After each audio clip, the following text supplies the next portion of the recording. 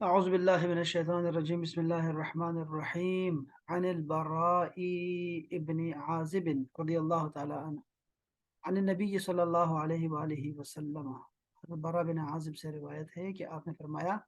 کہ رسول اللہ صلی اللہ علیہ وسلم نے فرمایا ہے کہ المسلم جو مسلمان ہے اذا سئل فی القبر جب اس سے قبر میں سوال ہوتا ہے یشہد اللہ الہ الا اللہ تو وہ شہادت دیتا ہے کہ اللہ کے سوا کوئی معبود نہیں ہے اور وہ محمد اللہ کے رسول ہیں وذالک قولہ تو یہ وہی فرمان ہے یہ وہی اس کی بات ہے کہ یثبت اللہ الذین آمنوا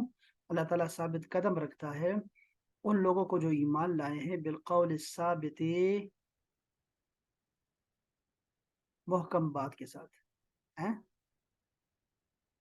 محکم بات کے ساتھ ثابت قدم بڑی بات کے ساتھ ثابت قدم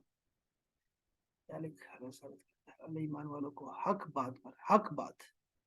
ٹھیک فی الحیات الدنیا و فی الآخرہ دنیا اور آخرت میں وفی روایت عن النبی صلی اللہ علیہ وآلہ وسلم قال یثبت اللہ الذین آمنوا بالقول الثابت نزلت فی عذاب القبر آپ نے فرمایا کہ یہ عذاب قبر کے بارے میں ہے کہ مسلمان وہاں جو ہے ثابت قدم رہتا ہے اپنی سچی بات پہ جو اس کا سچا عقیدہ ہوتا ہے اس پہ قائم رہتا ہے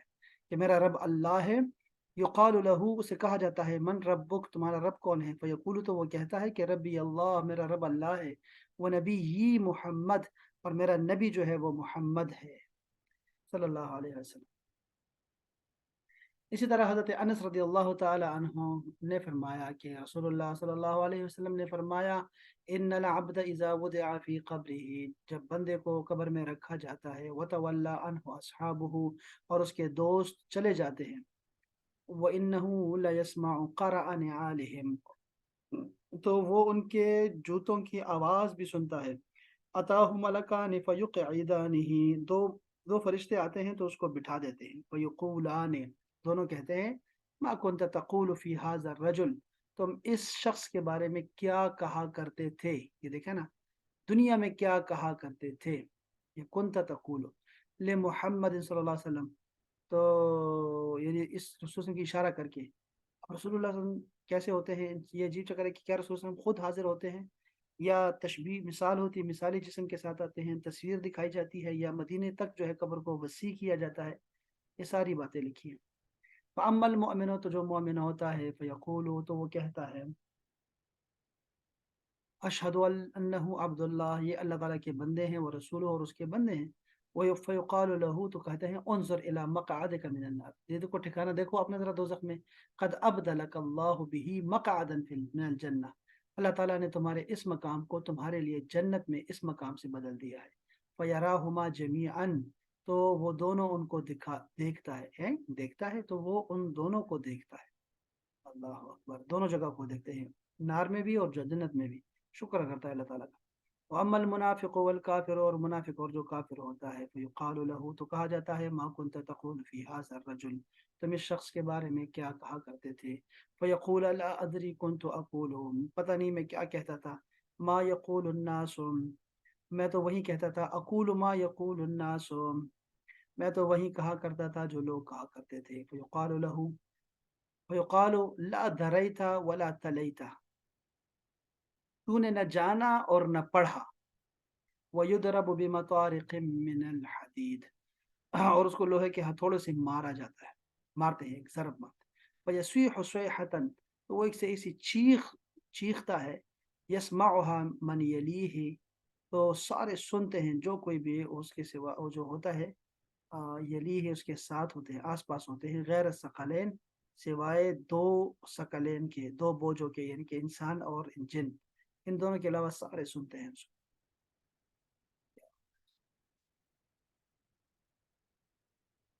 یہ بخاری شریف کی حدیث ہے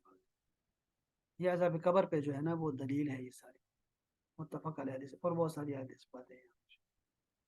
تو عذاب قبر حق ہے وعن عبد الله بن عمر رضی اللہ تعالی عنہما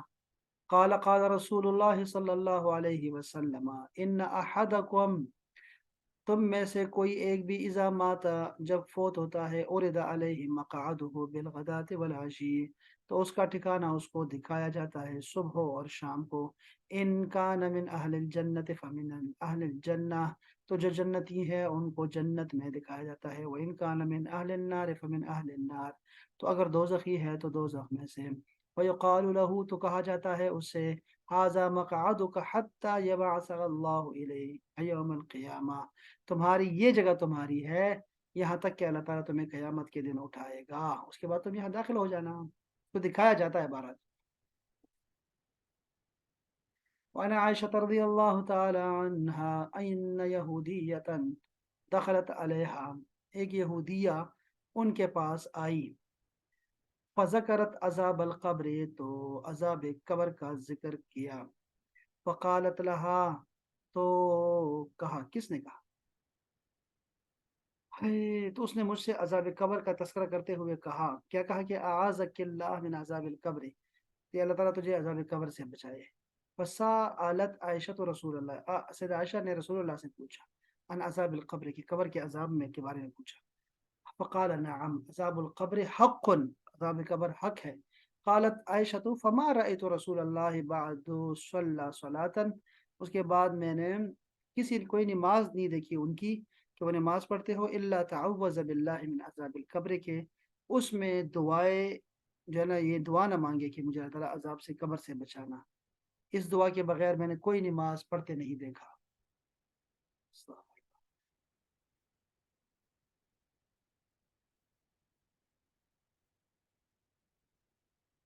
ہاں، یہ یہودیہ جو تھی سید عائشہ کی کوئی سہیلی نہیں تھی، بلکہ ویسے کوئی مسئلہ پوچھنے آئی تھی، اور یہ حدیث بھی جو ہے وہ مشکل حدیث میں سے ہے، ٹھیک ہے؟ تو وہ آئے، اور یہود نصارہ سے جو ہے کہ دوستی نہیں ہونی چاہیے۔ اللہ اکبر۔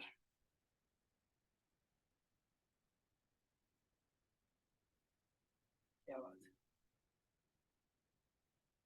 آپ نے یہ دعا فرمایا کرتے تھے، دیکھو، اللہم انی اعوذ بک من البخل، واعوذ بک من الجبن، واعوذ بک من اورد الی ارذل العمر، واعوذ بک من فتنة الدنیا، واعوذ بک من عذاب القبر، یہ دعا پڑھا کرتے تھے۔ ہم اس کو کسی اور طریقے سے پڑھتے ہیں، لیکن یہ دعا ہے، مختلف طریقوں سے یہ وارد ہوئی ہے۔ هو عن زید بن ثابت رضی اللہ تعالی عنہ قال بين رسول الله صلى الله عليه وآله وسلم في حائط لبني نجار على بغلة له، رسول اللہ صلی اللہ علیہ وسلم بنی نجار کے باغ میں اپنے خچر پر سوار تھے، اور ہم رسول اللہ کے ساتھ تھے۔ اذ حادت به، اچانک آپ کا جو خچر تھا وہ بتکا، یعنی کہ تنگ کرنے لگ گیا، فقادت تلقی ہی، قریب تھا کہ آپ کو گرا دے، وَإِذَا أَقْبُرُ سِتَّةِ أَوْ خَمْسَةٍ، وہاں 5 یا 6 قبریں تھی، فقال من يعرف اصحاب هذه اقبر، کون ہے یہاں ان قبروں کو جاننے والا؟ قال رجل، قال انا، فمتى ماتوا، اب نے پوچھا کب یہ فوت ہوئے؟ قال فی الشرک، فمتى ماتوا، قال فی الشرک، اسلام سے پہلے کی بات ہے۔ فقال ان هذه الامه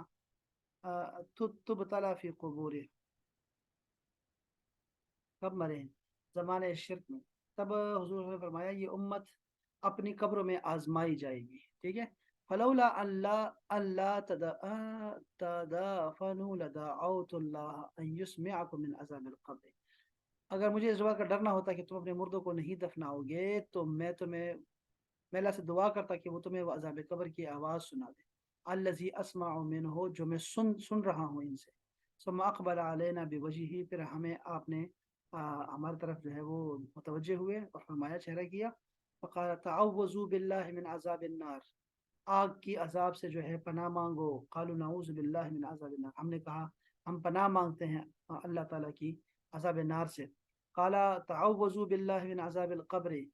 پناہ مانگو عذاب قبر سے، قالوا نعوذ باللہ من عذاب القبر، ہم اللہ کی پناہ مانگتے ہیں عذاب قبر سے۔ قال تعوذوا باللہ من الفتن ما ظہر منها وما بطن، اب پناہ مانگو اللہ تعالیٰ سے ان فتنوں کے بارے میں جو ظاہر ہیں اور جو پوشیدہ ہیں، جی ایسے ہی نا، کھلے اور چھپے فتنہ۔ قالوا نعوذ باللہ من الفتن ما ظہر منها وما بطن، تو ہم نے کہا کہ ہم پناہ مانگتے ہیں اللہ تعالیٰ کی ان فتنوں سے جو ظاہر ہیں اور جو ان میں سے چھپے ہوئے ہیں۔ قال تعوذوا باللہ من فتنة الدجال، فتنہ دجال سے پناہ مانگو. قالوا نعوذ باللہ من فتنة الدجال، ہم پناہ مانگتے ہیں فتنہ دجال سے. ساری ایک دعائیں، ساری دعا ہیں.